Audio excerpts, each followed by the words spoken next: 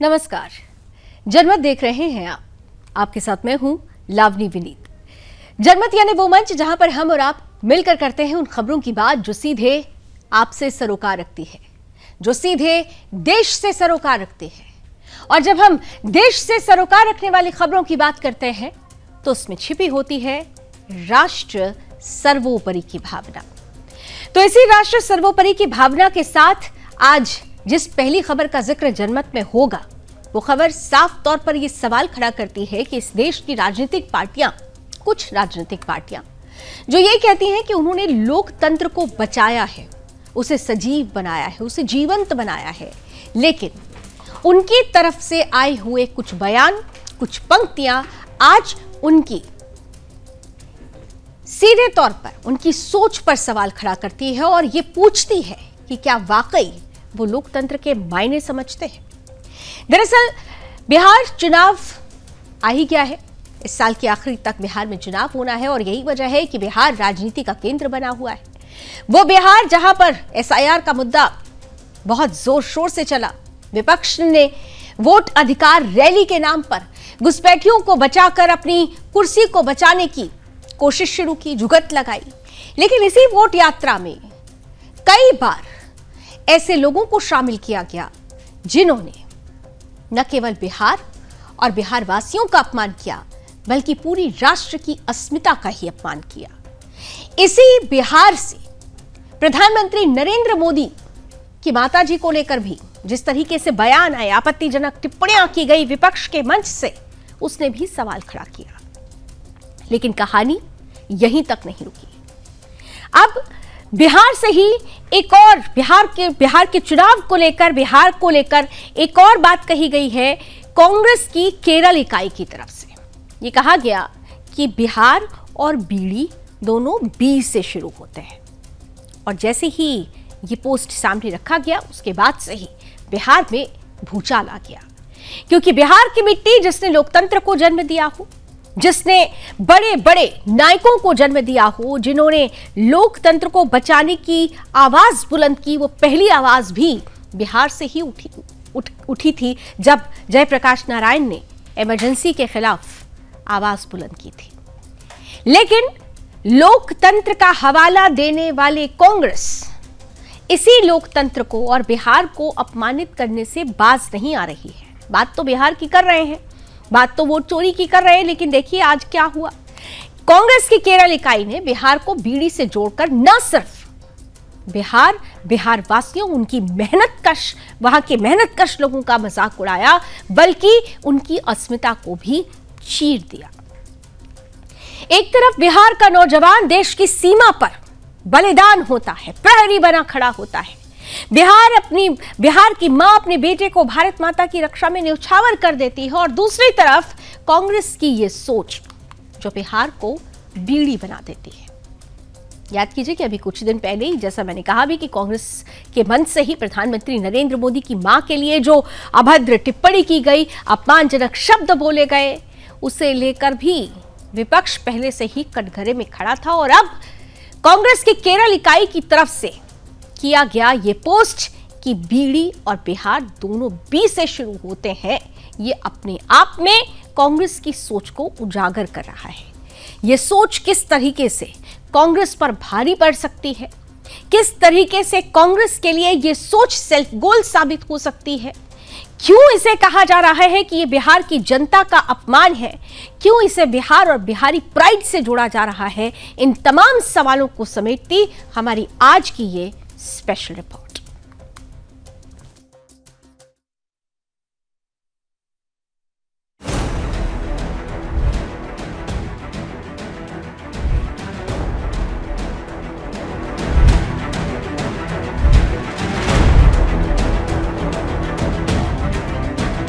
कांग्रेस की केरल इकाई की एक सोशल मीडिया पोस्ट ने राजनीति में बड़ा तूफान खड़ा कर दिया है। इस पोस्ट में बिहार की तुलना बीड़ी से की गई थी। लिखा गया, बीड़ी और बिहार दोनों बी से शुरू होते हैं। अब इसे पाप नहीं माना जा सकता। हालांकि यह पोस्ट बाद में हटा ली गई, लेकिन बवाल थमने का नाम नहीं ले रहा है। बीजेपी प्रवक्ता शहजाद पूनावाला ने इसे बिहार का अपमान बताते हुए कांग्रेस पर तीखा हमला बोला। उप मुख्यमंत्री सम्राट चौधरी ने भी इसे प्रधानमंत्री मोदी की मां के अपमान के बाद बिहार के अपमान की दूसरी कड़ी करार दिया है। वहीं जेडीयू नेता संजय झा ने कहा, कांग्रेस की यह हरकत न सिर्फ बिहार बल्कि लोकतंत्र का भी अपमान है। सोचने वाली बात है कि कुछ दिन पहले ही इसी कांग्रेस ने प्रधानमंत्री मोदी जी की मां का अपमान किया था। अब उसी कांग्रेस की केरल इकाई ने जिस तरीके से सोशल मीडिया पर बिहार का अपमान किया है, वो कांग्रेस की मानसिकता पर सवाल खड़े करता है। इसी कांग्रेस ने पंजाब चुनाव के दौरान भी बिहार और बिहारियों का अपमान किया था।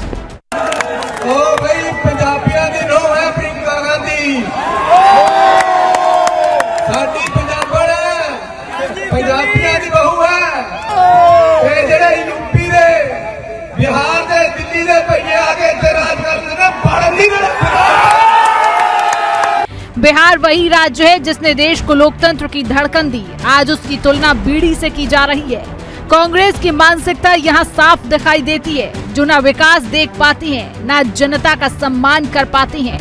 वो बस मजाक उड़ाकर राजनीति साधने की कोशिश करते हैं। बिहार के लोग पूछ रहे हैं कि क्या यही कांग्रेस की सोच है? क्या यही उस पार्टी की राजनीति है जो खुद को राष्ट्रव्यापी विकल्प बताती है? यह सवाल सिर्फ एक पोस्ट का नहीं है। सवाल है, आखिर क्यों कांग्रेस बार बार भारतीय संस्कृति, परंपरा और जनता की अस्मिता को ठेस पहुंचाने वाले शब्द चुनती है? क्या कांग्रेस की यही असली सोच है? अपमान करो, मजाक उड़ाओ और फिर गलती मानकर पोस्ट डिलीट कर दो। यह देश पूछ रहा है, कांग्रेस आखिर किस दिशा में जा रही है? Bureau report, Sudarshan news.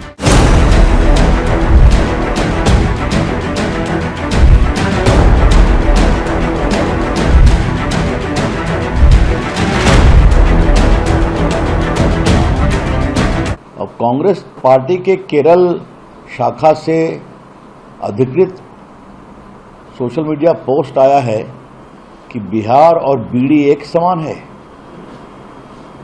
तो बिहार की तुलना बीड़ी से करेंगे आप? कितना गिरेंगे आप? प्रधानमंत्री की मां का अपमान किया, गालियां दी गई, अभी तक उन पर क्षमा नहीं मांगा है, और अब सीधा बिहार के अस्मिता का, बिहारियों का अपमान किया। राहुल गांधी, आप क्या कर रहे हैं? हम देखे नहीं है तो प्रतिक्रिया नहीं दे सकते, लेकिन अगर कोई बिहार से लेकर के आपत्तिजनक करके कोई बात है तो जरूर माफी मांगनी चाहिए। हम देखे नहीं है तो प्रतिक्रिया नहीं दे सकते, लेकिन अगर कोई बिहार से लेकर के आपत्तिजनक करके कोई बात है तो जरूर माफी मांगनी चाहिए। हालांकि जब तूफान मचा, बात निकली, दूर तलक गई, उस पोस्ट को डिलीट तो कर दिया गया, लेकिन अभी तक उस पर कोई न तो सफाई आई है और ना ही माफी। यानी ये कहा जा सकता है कि कांग्रेस ने सीधे तौर पर बिहार और बिहारी अस्मिता पर एक बार फिर से प्रहार किया है। इस प्रहार का असर क्या होगा? कहीं ये कांग्रेस के लिए, महागठबंधन के लिए सेल्फ गोल तो नहीं साबित होगा? ये देखना बहुत दिलचस्प हो। धरती पर बरसता पानी, और ये बरसता पानी इस बार राहत नहीं, आफत बनकर बरस रहा है। ऐसा लग रहा है मानो धरती पर जल प्रलय आ गया हो। तस्वीरें तो कुछ ऐसे ही आ रही हैं। जनमत में अब हम आगे बढ़ते हुए आपको वो तस्वीरें दिखाने वाले हैं जो फिर से हमें आगाह कर रही है, हमें चेतावनी दे रही है। प्रकृति मां रुष्ट है और हमें चेतावनी दे रही है। धरती पर बरसता पानी जब आशीर्वाद ना बनकर आफत में बदल जाए तो परिणाम आपके सामने है। ये तीन तस्वीरें अपने आप में चीख चीख कर गवाही दे रही हैं, साक्ष्य है इस बात का कि किस तरीके से इस बार मॉनसून ने जो परिस्थिति पैदा की है, जो बाढ़ का कहर अलग अलग जगहों पर देखने को मिल रहा है, वो अपने आप में बहुत सारे सवाल खड़े कर रहा है, सोचने पर मजबूर कर रहा है कि आखिर प्रकृति का ये प्रकोप बढ़ क्यों रहा है। बादल तो पहले भी बरसते थे, लेकिन इस बार जब बरसे तो राहत नहीं, आफत लेकर आए। भिवानी हो, अमृतसर हो, छतरपुर हो, हर जगह कमोवेश ऐसे ही हाल है। सबसे बुरा हाल पंजाब का है, जहां पर आधा पंजाब डूबता पंजाब बन चुका है। राजधानी दिल्ली के भी हालत कमोवेश वैसे ही है। हालात यहां पर देखकर समझा जा सकता है किस तरह से यहां लोगों को परेशानियों का सामना करना पड़ रहा है। राजधानी दिल्ली से लेकर पंजाब के गांवों तक, हरियाणा के शहर से लेकर चंडीगढ़ की गलियों तक आसमान से बरसती बूंदें, या यूं कहें कि जो बारिश का पानी है वो प्रलय का रूप ले चुका है। हर जगह एक ही आवाज है, हमें बचाओ। सबसे पहले राजधानी दिल्ली की अगर बात की जाए तो यहां पर यमुना नदी उफान पर है। जलस्तर लगातार खतरे की लकीर को पार करता जा रहा है। शुक्रवार सुबह पानी का स्तर 207.31 मीटर पहुंच गया। याद होगा आपको, अभी 2 दिन पहले जब हमने आपके सामने स्पेशल रिपोर्ट रखी थी तब भी बता दिया था कि उस वक्त स्तर 204 पर था और ये कह दिया गया था कि धीरे धीरे पानी बढ़ रहा है, ये लेवल 206 से 207 जा सकता है। और आज वही तस्वीर सामने आई जब पानी का लेवल 207.31 मीटर पहुंच चुका है, यानी 208 पहुंच सकता है। खतरे का निशान जो है वो 205 पर है और आप इसी से अंदाजा लगाइए कि खतरे की इस लकीर से ऊपर अगर पानी पहुंच गया है तो इस वक्त राष्ट्रीय राजधानी दिल्ली के क्या हाल है। यमुना बाजार, मयूर विहार, गीता कॉलोनी, कश्मीरी गेट सब पानी में डूब गए हैं। सड़कों पर नावें चल रही हैं, गाड़ियां डूब चुकी हैं, पैदल चलना मुश्किल हो रहा है। सचिवालय तक में पानी पहुंच गया है और ऐसे में प्रशासनिक कामकाज भी पूरी तरह से प्रभावित हो रहा है। अब तक 14,000 से ज्यादा लोगों को सुरक्षित स्थानों पर ले जाया गया है। राहत बचाव में एनडीआरएफ की टीम्स, सिविल डिफेंस की टीमें ज्वाइंट ऑपरेशन के तहत लगातार लोगों तक मदद मुहैया करा रही हैं। लेकिन सवाल यह है कि देश की राजधानी में हालात ऐसे बने ही क्यों हैं। दिल्ली के बाद पंजाब की भी अगर बात की जाए तो यहां पर भी हालात और गंभीर हो चुके हैं। अमृतसर, गुरदासपुर, तरनतारन और फिरोजपुर जैसे जिले पूरी तरह से बाढ़ की चपेट में हैं। यहां पर हजारों एकड़ में फैली हुई जो फसलें हैं वो पूरी तरह से जलमग्न हो चुकी हैं। केंद्रीय कृषि मंत्री शिवराज सिंह चौहान अमृतसर पहुंचे, उन्होंने खुद जायजा लिया। राज्यपाल गुलाब चंद कटारिया से मुलाकात भी की और हालात की समीक्षा भी की। चौंकाने वाली बात तो यह है कि पंजाब के 1400 गांव पूरी तरह से प्रभावित हुए हैं। 1400 गांव इस वक्त पूरी तरह से पानी में डूबे हुए हैं। खेतों में 26 अगस्त से लगातार पानी भरा है। रावी नदी का पानी लगातार खेतों को निगल रहा है। किसानों की मेहनत पूरी तरह से बर्बाद हो चुकी है। फसलें चौपट हो गई है। ग्रामीण परिवार सुरक्षित ठिकानों पर पलायन कर रहे हैं। पंजाब से लगे हरियाणा के हालात भी अच्छे नहीं हैं। कुछ दिन पहले हमने आपको हरियाणा से भी ग्राउंड रिपोर्ट दिखाई थी कि वहां पर हालात किस तरीके से धीरे धीरे बद से बदतर हो जा रहे हैं और आज की तस्वीर बिल्कुल अलग है। भिवानी जिले के कई हिस्सों में पानी भर गया। सड़कों पर जल जमाव के कारण ट्रैफिक ठप हो गया है। गुरुग्राम की तस्वीरें आपने अभी देखी थी, कितना लंबा जाम था। गांव में घरों के अंदर तक पानी घुस चुका है। लोग ऊंची ऊंची जगहों पर शरण ले रहे हैं। तो ये जो तस्वीर है वो अपने आप में बहुत भयावह है और कई सवाल खड़े करने वाली है। देश की पहली स्मार्ट सिटी कही जाने वाली चंडीगढ़ बारिश से पूरी तरह से बेहाल है। अगर सेक्टर 17 की बात करें, बहुत खास ये पॉश एरिया कहा जाता है, सेक्टर 17 से लेकर मनी माजरा तक जगह जगह पानी भरा हुआ है। दुकानदारों को भारी नुकसान पहुंच रहा है। शहर की जल निकासी व्यवस्था सवालों में आ चुकी है। दिल्ली से सटे नोएडा की स्थिति भी अब धीरे धीरे राजधानी जैसी हो रही है। यहां पर भी कई इलाकों में सेक्टर 18 यहां का सबसे पॉश मार्केट कहा जाता है, वहां तक में पानी पहुंच चुका है। दफ्तर जाने वाले लोगों को घंटों जाम का सामना करना पड़ता है, जाम से जूझना पड़ता है। अंडरपास पूरी तरह से तालाब में तब्दील हो चुके हैं। तो कुल मिलाकर ये तस्वीरें जो सामने आ रही हैं, ये तस्वीरें सिर्फ एक आपदा की तस्वीर नहीं है, बल्कि ये तस्वीर एक तरफ तो साफ तौर पर बताती है कि प्रकृति रुष्ट है, लेकिन दूसरी तरफ प्रशासनिक लापरवाही की तरफ भी बड़ा संकेत करती है।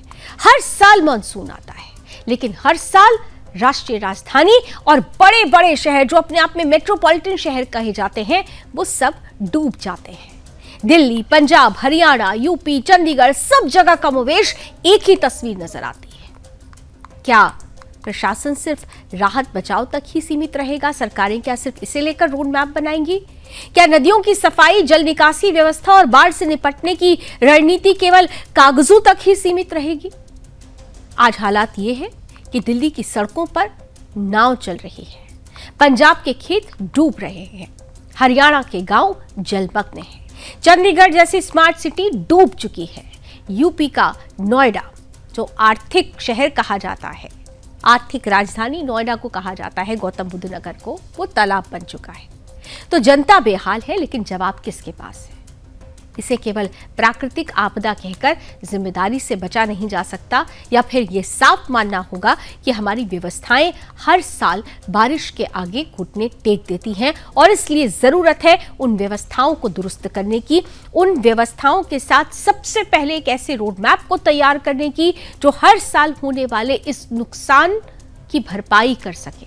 हम प्राकृतिक आपदा को पूरी तरह से रोक नहीं सकते, लेकिन उससे उपजने वाली जो चुनौतियां होती हैं उन्हें व्यवस्थाओं के दम पर काफी हद तक उन पर पार पाया जा सकता है और इसीलिए जरूरत है उचित व्यवस्था, उचित रोड मैप, उचित तैयारी की। लेकिन यहां पर हम फिर कहेंगे हमेशा की तरह जिम्मेदारी सरकार और प्रशासन की है, लापरवाही सामने है, इस पर सवाल खड़े होने चाहिए। लेकिन कुछ जिम्मेदारी हमारी और आपकी भी है, कुछ जिम्मेदारी देश के नागरिकों की भी है, कुछ जिम्मेदारी समाज की भी है। ये जिम्मेदारी जो हमें साफ तौर पर कहती है कि प्रकृति के साथ हमने बहुत छेड़छाड़ कर ली है। अगर हम अब भी नहीं चेते तो प्रकृति हमें आने वाले समय में वो सबक देगी जिससे निजात पाना, जिससे मुक्ति पाना वो हमारे लिए, हमारे हाथों, हमारे वश की बात नहीं होगी। हमारे हाथ से बहुत कुछ निकल चुका होगा क्योंकि हम अब भी विकास के नाम पर प्रकृति का उपयोग नहीं, प्रकृति का उपभोग कर रहे हैं।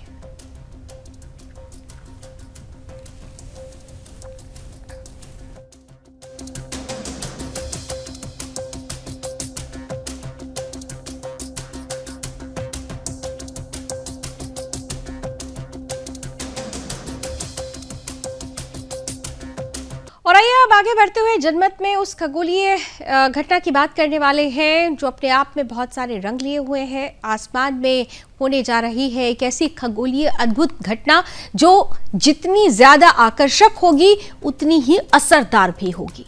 जी हाँ, चंद्रमा लाल होगा।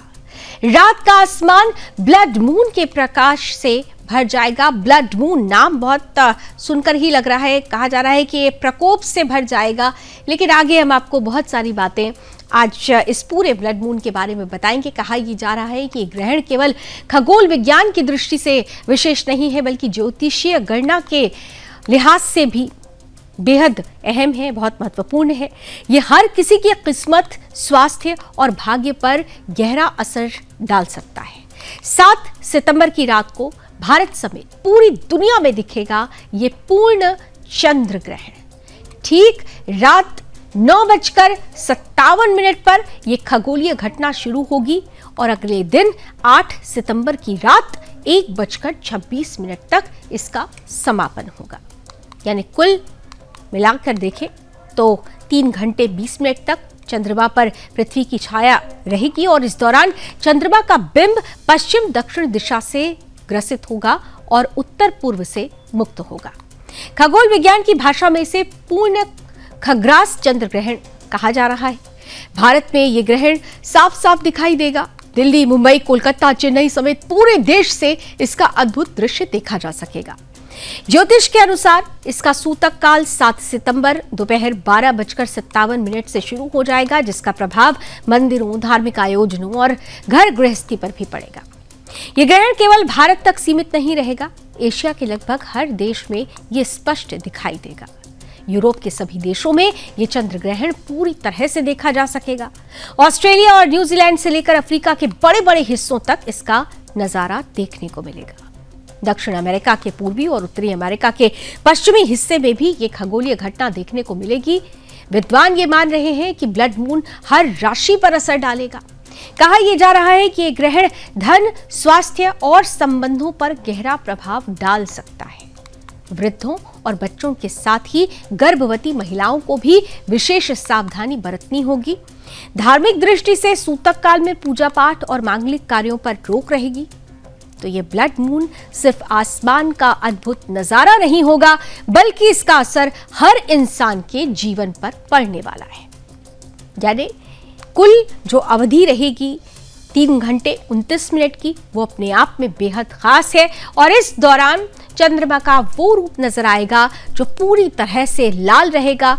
विज्ञान और वैज्ञानिक इस रूप को लेकर इसे खगोलीय घटना मानते हैं, इस पर बहुत सारे अनुसंधान भी होते हैं। और दूसरी तरफ अगर धार्मिक दृष्टिकोण से देखें तो यहाँ पर स्पष्ट है कि जो धार्मिक दृष्टिकोण से देखें तो यहाँ पर यह माना जा रहा है, ज्योतिषीय गणना के हिसाब से तमाम ज्योतिषी मान रहे हैं कि इसका बहुत खास असर पड़ेगा और खास तौर पर असर स्वास्थ्य पर, धन पर और रिश्तों पर पड़ेगा।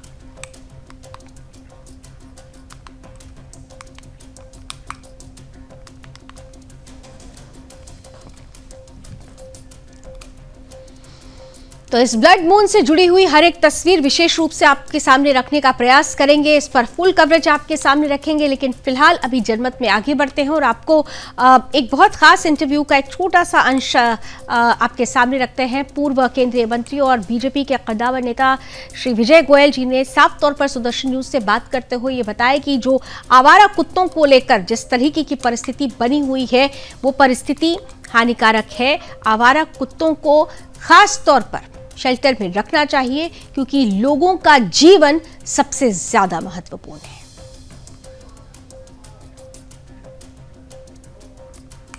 और जिसके कारण पब्लिक जो है वो बहुत परेशान होती है जी, तो इसीलिए हम ये जो आवारा कुत्तों वाला जो मैटर है, जैसा मैंने कहा कि एक टकराव अभी भी बरकरार है, समाधान नहीं है। ये मुद्दा किस तरीके से आप लेकर आगे बढ़ रहे हैं? देखिए लावणी जी, पहले तो मैं बता दूं आपको, मैं इनको डॉग लवर नहीं कहता, मैं इनको डॉग फीडर कहता हूं जाके। ना ये एनिमल लवर हैं, ना ये डॉग लवर हैं जाके। ये आवारा कुत्तों की समस्या हो या कोई और समस्या हो, मैं केवल उन समस्याओं को उठाता हूं जो जनहित में होती हैं और जिसके कारण पब्लिक जो है वो बहुत परेशान होती है जी। तो इसीलिए हमने आवारा कुत्तों की समस्या को उठाया, क्योंकि आप देखिए एक समय वो था जब हमारे घर के अंदर पहली रोटी गाय की निकाली जाती थी और आखिरी रोटी कुत्ते की निकाली जाती, पर तब कुत्तों की संख्या बड़ी कम थी, आखिर बहुत कम थी जी। अब कुत्तों की संख्या बहुत बढ़ गई है और उनके काटने की समस्या भी बहुत बढ़ गई है। जानते हैं हमारे देश के अंदर सबसे ज़्यादा कुत्ते हैं, 12 करोड़ कुत्ते हैं हमारे देश के अंदर, सबसे ज़्यादा कुत्ते काटते हैं। अकेले दिल्ली को लूँ तो 2000 कुत्ते हर रोज़ के काटते हैं जाके। हमारे देश में सबसे ज़्यादा रेबीज के केस है, हमारे देश में सबसे ज़्यादा वैक्सीन बिकती है जाके, और हमारे देश में सबसे ज़्यादा बुजुर्ग, महिला और बच्चे कुत्तों के शिकार होते हैं। तो जाहिर तौर पर जब जनता के लोग हमसे मिलने लगे, हम पब्लिक के आदमी हैं, खाली राजनीति होने के कारण नहीं, और हम खुद बाग में जब सैर करते हैं और हमने देखा लोगों के हाथों में लाठियाँ आ गई हैं अपनी रक्षा करने के लिए, और बच्चों ने पार्कों में खेलना बंद कर दिया है, माओं ने बच्चों को फ्लैट से उतरने के लिए मना कर दिया है, तो जाहिर तौर पर मानव जीवन तो पहले है ना, उसके बाद तो कोई दूसरा जीवन है। तो इसलिए हमको लगा कि इस समस्या को उठाना बहुत जरूरी है और ये समस्या बहुत गंभीर है। आप चले जाओ ना विदेश के अंदर, आपको एक कुत्ता सड़क पे नजर नहीं आएगा जी। आप चले जाओ ना अमेरिका, जर्मनी, सिंगापुर, चाइना, किसी भी कंट्री में आओ, आपको एक भी कुत्ता सड़क पे नजर नहीं आएगा। क्या वहाँ एनिमल लवर्स नहीं है, या वहाँ डॉग लवर्स नहीं है? पर उसकी व्यवस्था है, वहाँ पे डॉग्स या तो शेल्टर में रहेंगे या उनकी कोई और व्यवस्था की जाएगी यहाँ पे। तो इसीलिए मुझे लगता है कि आवारा कुत्तों की समस्या बहुत बढ़ गई है। मैं भी एनिमल लवर हूँ, मुझे भी कुत्ते अच्छे लगते हैं, पर काटना तो किसी को अच्छा नहीं लगता ना। आपके बच्चे को काटेगा तो वही कुत्ता आपको बुरा लगेगा। तो बड़ी बात कह रहा हूँ, मैं कुत्तों को सम्मान दिलाने के लिए निकला हूँ जी। तो लोग मुझसे पूछते हैं, गोयल साहब आप तो विरोध कर रहे हैं कुत्तों का सड़कों पे। मैंने कहा मैं आवारा कुत्तों के सड़कों पे रहने का विरोध कर रहा हूँ। अगर आवारा कुत्ते इसी तरह से काटते रहे तो इनको लोग नफरत की निगाह से देखेंगे।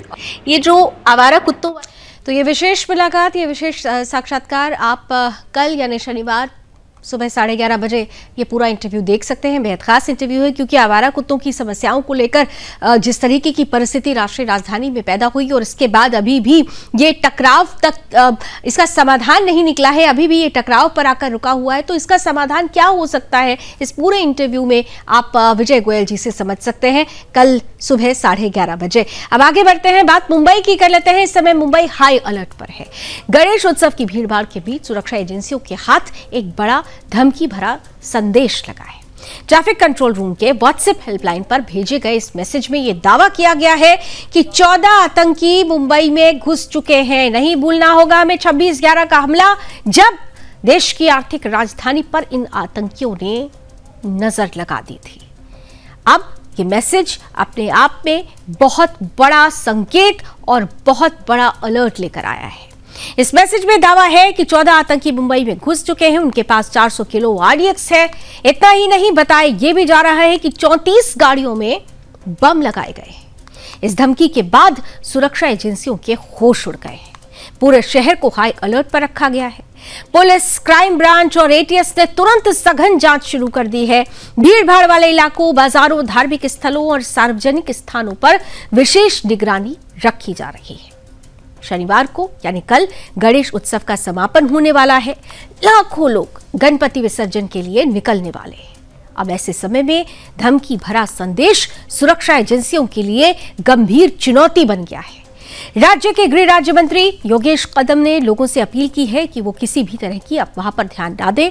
उन्होंने कहा कि पुलिस लगातार सतर्क है और संदिग्ध तत्वों पर कड़ी नजर रखी जा रही है।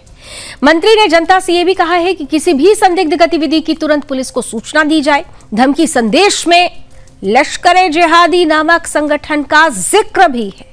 सुरक्षा एजेंसियां इसकी भी जांच कर रही है कि ये कोई वास्तविक संगठन है, कोई वास्तविक आतंकी संगठन है या फिर सिर्फ दहशत फैलाने के मकसद से बनाया गया कोई ग्रुप है, कोई नाम है।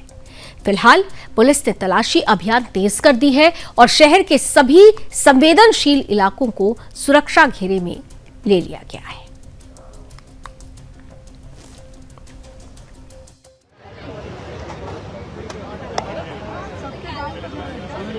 नहीं, जो प्राइमरी फेजी इंफॉर्मेशन CPG ने जो हमें दी है या फिर मुंबई पुलिस ने जो हमें दी है, आगे की इंक्वायरी चालू है। उसका जो सोर्स है वो सोर्स पता करने का काम चालू है। लेकिन बिल्कुल कोई डरने की बात नहीं है। मुंबई कर सुरक्षित है। मुंबई की पुलिस का जो इंटेलिजेंस है वो वर्ल्ड में सबसे बेस्ट है। तो मेरे ख्याल से इस एक धमकी की वजह से या फिर जो मैसेज है वो मैसेज की वजह से कहीं भी पैनिक होने की। तो मुंबई पुलिस अलर्ट पर है, पूरी तैयारियां हैं। कल का दिन बहुत विशेष है। कल गणपति बप्पा के विसर्जन का दिन है, गणेश उत्सव का आखिरी दिन है और देश भर में जो धूम रहेगी, जो उत्साह रहेगा, जो उमंग रहेगा, जो तस्वीरें आएंगी, हर एक तस्वीर को आपके समक्ष रखने का बीड़ा हमने उठाया है। सुबह से ही हमारी विशेष कवरेज इस पर शुरू हो जाएगी, इसलिए कल जरूर जुड़े रहिएगा सुदर्शन न्यूज के साथ। तो जनमत पे भी बस इतना ही। देश और दुनिया की तमाम खबरों के लिए आप देखते रहिए सुदर्शन न्यूज। जय हिंद।